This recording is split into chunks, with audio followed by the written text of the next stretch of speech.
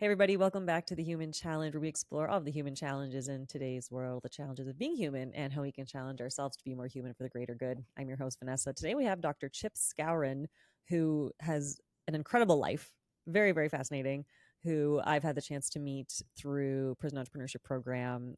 He was the former CEO at the time, and we've had the chance to build a bit of a relationship, to connect, to get to know each other, and it's been really wonderful. And so I'm super excited you're here, Chip.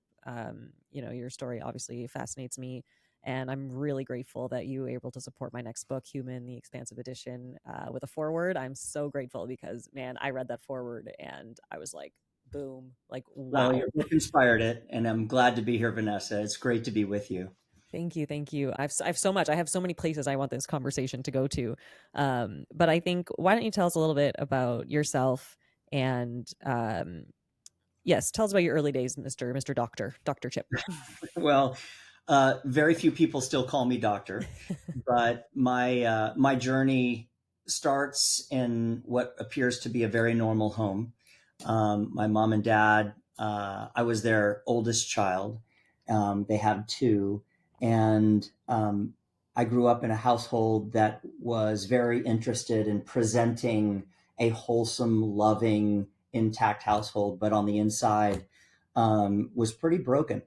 Right. And so there was a constant kind of appearance that was really important. I don't know, the Leave It to Beaver kind of, and we could be in the middle of a very significant argument in the house. Someone would knock on the door, and "Hi, how are you?" Kind of a Right. facade was always presented.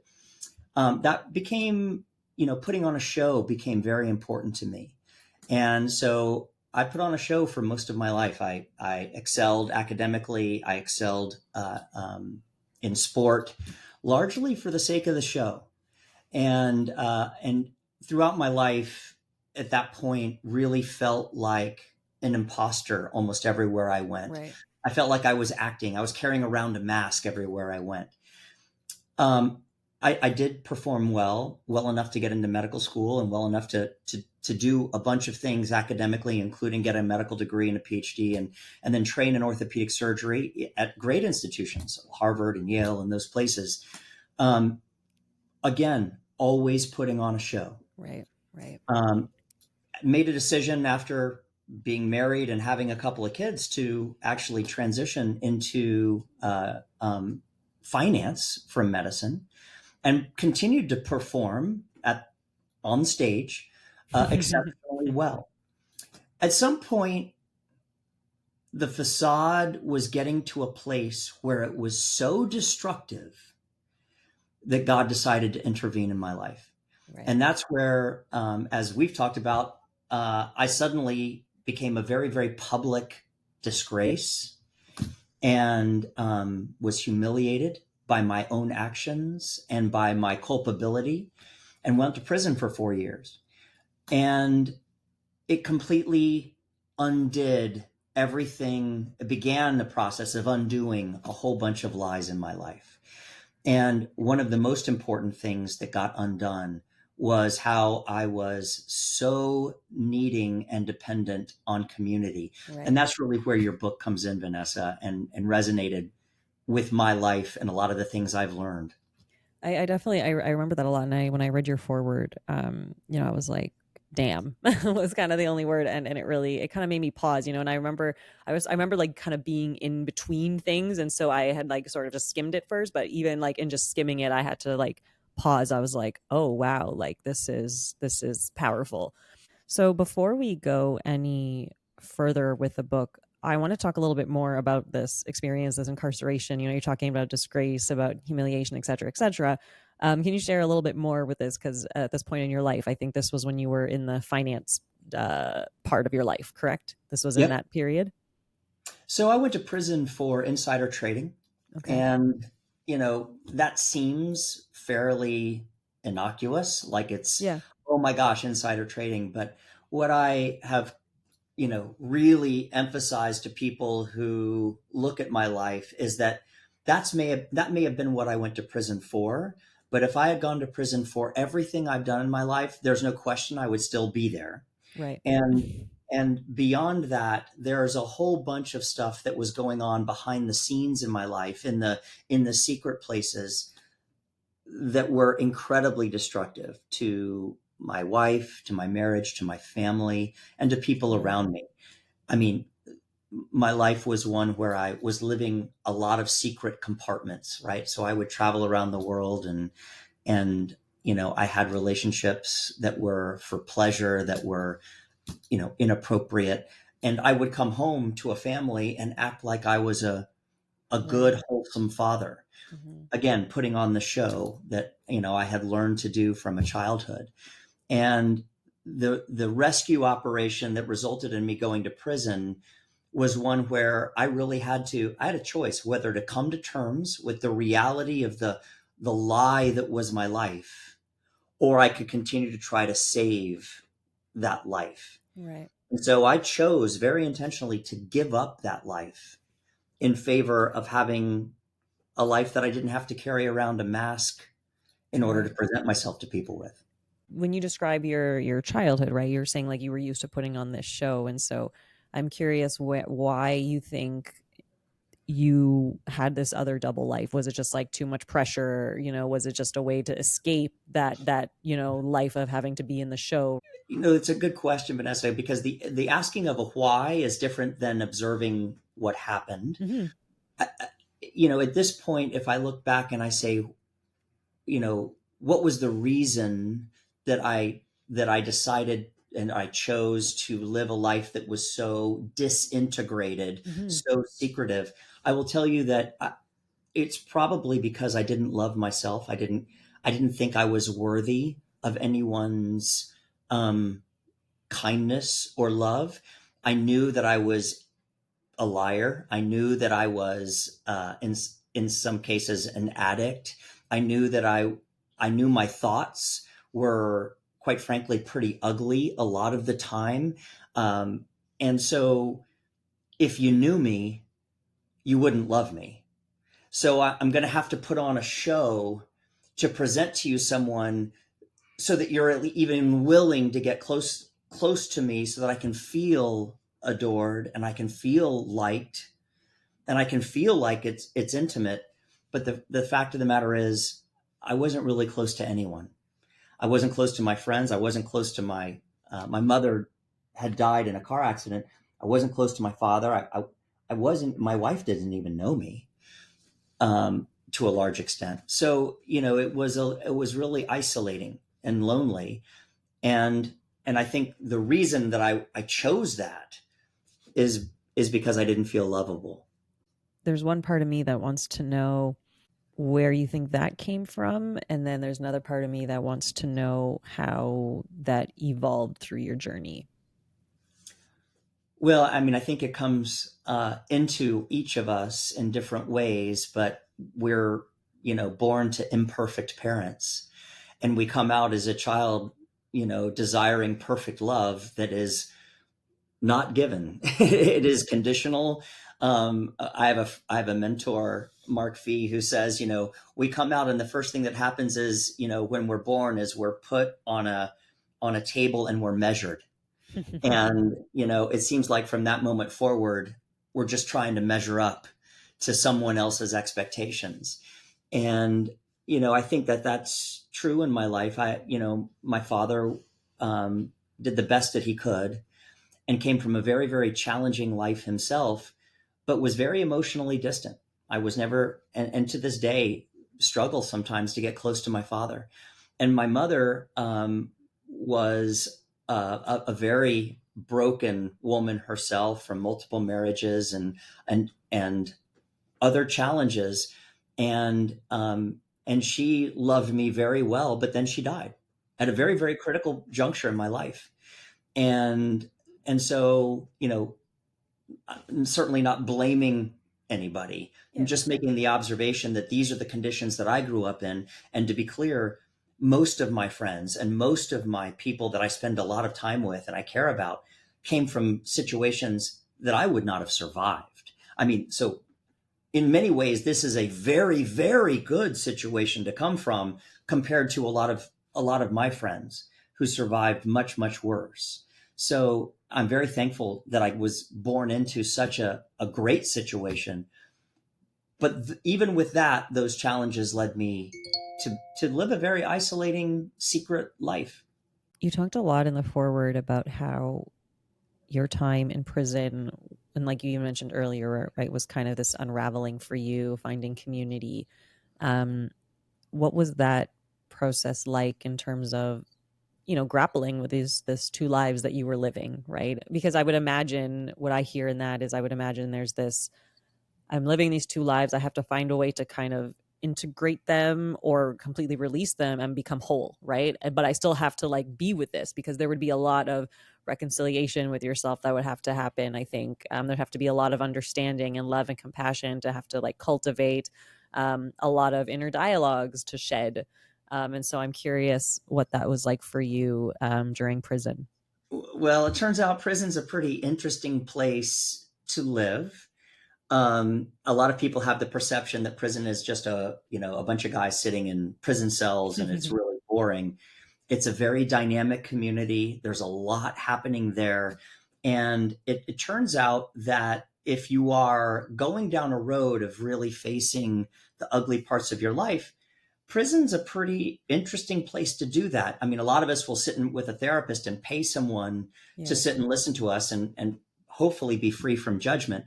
When you're in prison surrounded by a bunch of people who've been judged and deemed worthy of going to prison, it turns out you can be real if you choose to with some of the ugliest parts of your life, and people are not going to go, oh man, that's too bad for me, you need to take a while.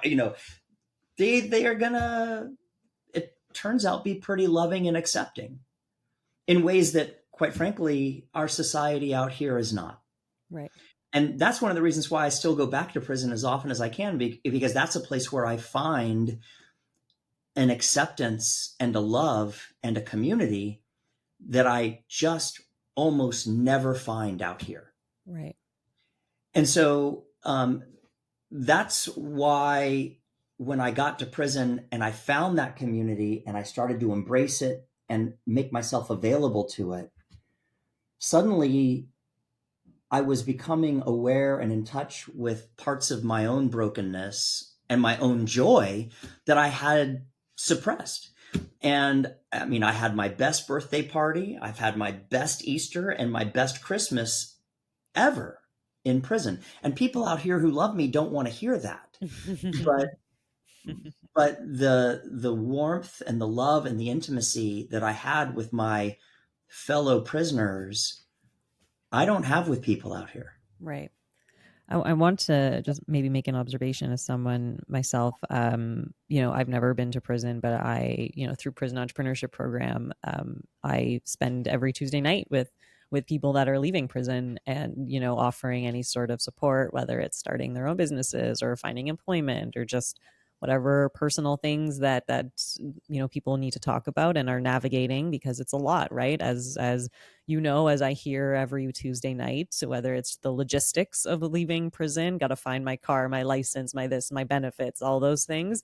Whether it's navigating family dynamics and kids, right, and spouses and former spouses and whatnot. We hear all the stories, but I want to really echo this piece of realness that you're talking about, because that's what I also feel in these spaces. There's like a rawness in these spaces that is like so real, and I love having these conversations on Tuesday night, because even for me, like, I feel so human in these spaces.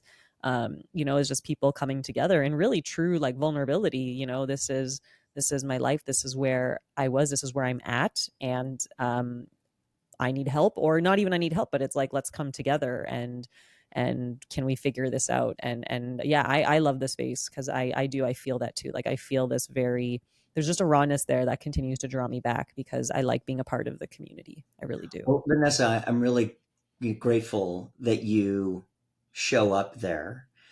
PEP is a very unique example of a community that has been birthed on the outside through what started on the inside, and it bridges that prison wall, and it now exists on the outside in a way that's very rare in this country and in the world. Mm-hmm. And exactly what you really pointed to something that's really important. It is not a transactional Right. community. Right. It is not what really, I mean, that's not to say that there aren't things that happen that are transactional, but the intention of the people showing up, like you and like the men inside, is not what am I going to get out of this, as much as it is, oh my gosh, this is a place where I can be heard, Right. where people actually value me. And it doesn't have to do with what I can bring to the table, or what I have or haven't done in the past, but it's just for me. Right. And Right. that's rare. When you read the expansive edition of Human, you talked about in the foreword, you talked about a few elements that were present in the book that resonated with you on your journey. Were there any that you wanted to share here with us today? Well, I mean, I think we're talking about the most important to me, which is something that I really didn't understand. It wasn't ever explicitly told to me, was how it is through community, and that the idea that we need to come together as a people, in order to find purpose, in order to be healed, in order to find strength, in order to understand who I am. I need you in my life, because your perspective on who I am is a lot more healthy often than my own perspective on who I am. So I need people around, that are also seeking not agendas, and not seeking transactions, but actually just looking for that wholeness, that oneness, that brings us to a place where we go, yeah, you know, I can go out into a broken world and I can face my struggles. Um, and no matter what happens to me and what people call me and what names they put on to me, I know who I am, because I have a friendship. I have friendships that inform that. I want to first of all, I want to say thank you for seeing that, because when I were like Human, the Expansive Edition is the second edition of my first book, and the intention is about that, is about humanity, right? How am I human to myself, to be human to each other, and be human with the world? And it really is at its core about coming together. As you read about in the Expansive Edition, I actually criticized myself a little bit from the first book, where I said that was my intention, but I'm not sure I had embodied that wholly. I tried, but I'm not sure that I maybe did that the right way. And so I kind of challenged that a little bit in the second book. And so I'm glad that, you still kind of felt that way reading it. I'm really glad to hear that. But I wanted to touch on real quick too, because you also offered in the foreword almost a bit of a challenge, where you said there are things that were here present that you wanted to almost expand on. And I would love for you just to kind of touch on that real quick before we close up today.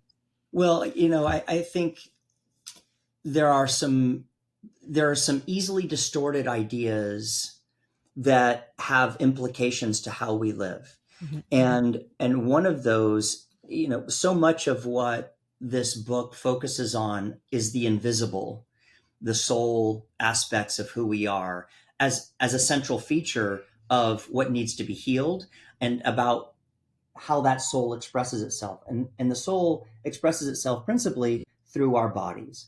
And one of the things that becomes very, very clear as you look around the world today, and certainly in my world, is that there is an epidemic of anxiety, depression, addiction, but also physical ailments. We're seeing more and more people with autoimmune diseases and all of these issues that, in my view, although some of them have very, very tangible, real physiological causes, a lot of it is connected with our soul wounds.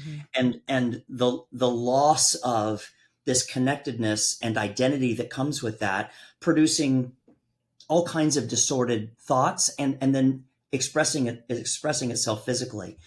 I think one of the ideas that I see in the world that we kind of talk about and dance around is how our bodies can be important signals to things that need to be dealt with. I had a situation where, when I got home from prison, I actually was told I had to go to jury duty, and without really, being bewildered about the fact that I had to have jury duty, I show up at the court, and Vanessa, I had a massive panic attack. Right.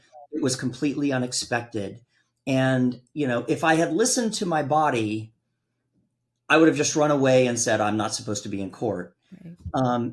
Instead, what happened was, through prayer and my community, I was encouraged to say, we need to take this as an indicator that there's something deeper that needs to be looked at. And I think that's the healthy, and I think your book really starts to indicate that. But I want to say it very explicitly. Yeah. Our bodies should be listened to, but only in as much as they're telling us what's going on the inside Right. that needs to be fixed. Exactly. No, 100%. And I'm so glad that you said that because, you're right. The body has wisdom, right? But we have to listen to it. It's not about reacting to it. It's about understanding. And that's kind of the mindfulness approach as a mindfulness teacher, right? It's like, what is present in the body? What do I need to know about what is present? And how do I nourish kind of what's underneath it, right? How do I understand myself better? And how do I nurture the root of whatever is created? And, you're talking about a panic attack, right? What is the root here? And how do I nurture this underneath? The root of my panic attack was a soul wound that was related to a broken relationship with my father. Mm-hmm. And immediately when I understood that, I got on an airplane 2 days later and flew down to visit my dad and told him how much I loved him and told him how honored I was to be his son and how grateful I was for all of the many ways that he had loved me. Now, I had told my dad I loved him before. But this was related to me coming to a new place in my understanding of my brokenness and then going and sharing the joy of having that healed with my father. And my panic attacks have never come back. I spend a lot of time in court these days and I don't have any issues anymore. So that's an example of the kind of healing that is possible through this community. Absolutely. No, thank you so much for sharing that. I love that so much. And thank you for that vulnerability and that openness to sharing all these really deep wounds, and of course for reading Human, the expansive edition. I'm so grateful. Loved it. Thank you so much. I'm going to leave it here. Thank you for coming on the show, and maybe we'll do a part 2 so we can hear more about this very curious about this more about you and your father and all that. That's really powerful. I'd be happy to do that, Vanessa. It's a joy to talk with you about these things. I really enjoy it. Thank you so much. I'm so grateful.